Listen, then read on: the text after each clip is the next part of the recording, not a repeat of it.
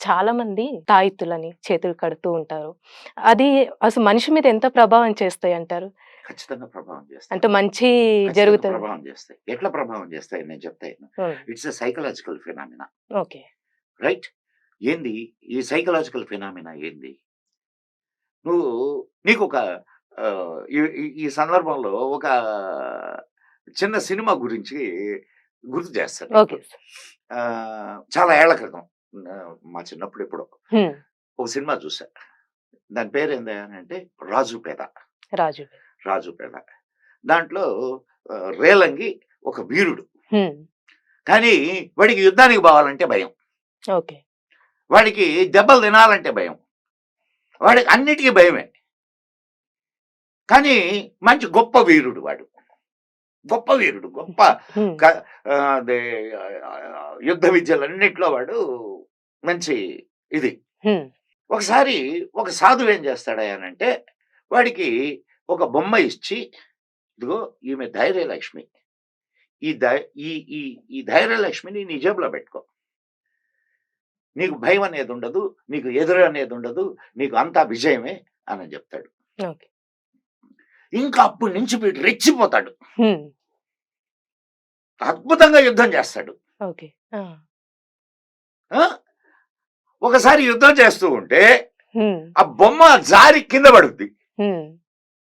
వీడు స బొమ్మ జారి కింద పడిన సంగతి వాడికి తెలీదు. హ్మ్. తెలుసుకున్న తర్వాత వాడు డల్ అయిపోతాడు. హ్మ్. అప్పుడు దాకా యుద్ధం చేస్తున్నాడు.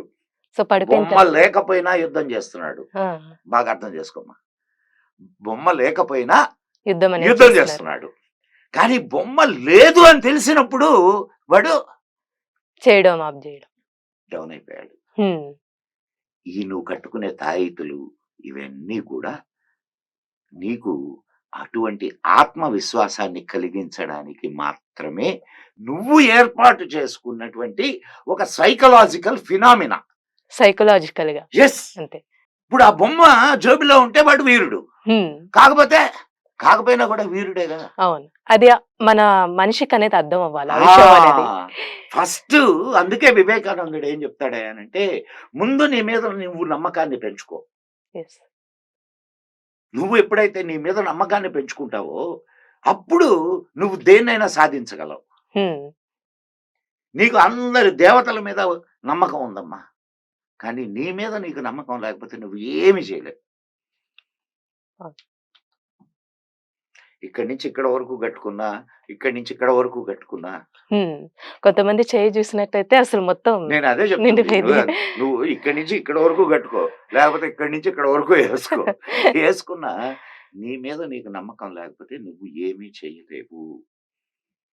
అయితే ఇవి ఎందుకు ఉపకరిస్తాయంటే, హ్మ్. నీలో ఉన్నటువంటి ఆ ఆత్మశక్తిని నీ మీద నీకు నమ్మకాన్ని కలుగజేసేటటువంటి ఒక ఉపకరణం అంతే.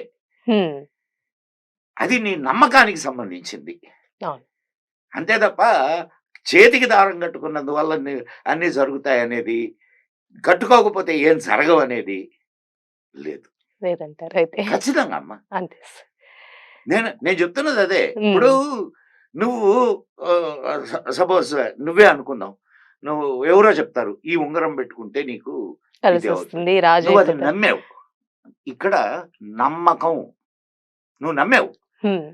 నమ్మావు కాబట్టి నీకు అది జరుగుతున్నది. నువ్వు నమ్మకపోతే జరగదు. అంతే. కాబట్టి ఇక్కడ నువ్వు ముఖ్యం. నీ నమ్మకం ముఖ్యం. అంతే తప్ప తాడు ముఖ్యం కాదు. ఆ! అయితే మనం నమ్మితేనే మనం ఏదైనా ఒక సక్సెస్ అనేది ఏదైనా అమ్మా. 100% ఉంటుంది. ఏదైనా సరే. ఏదైనా నీ నమ్మకం మీదనే ఆధారపడి ఉంటది. నీ హ్మ్. నమ్మకంకి ఉన్న గాఢత అంటే ఇంటెన్సిటీ ఏదైతే ఉంటదో అది నీ కార్యాన్ని సిద్ధింపజేస్తది. ఓకే.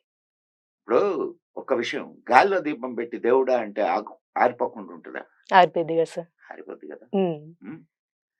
కానీ ఈ దీపాన్ని నేను ఆరిపోకుండా కాపాడాలి అని దానికి చేతులు అడ్డు పెట్టగలిగితే వెలుగుతూనే ఉంటుందండి. వెలుగుతూనే ఉంటది.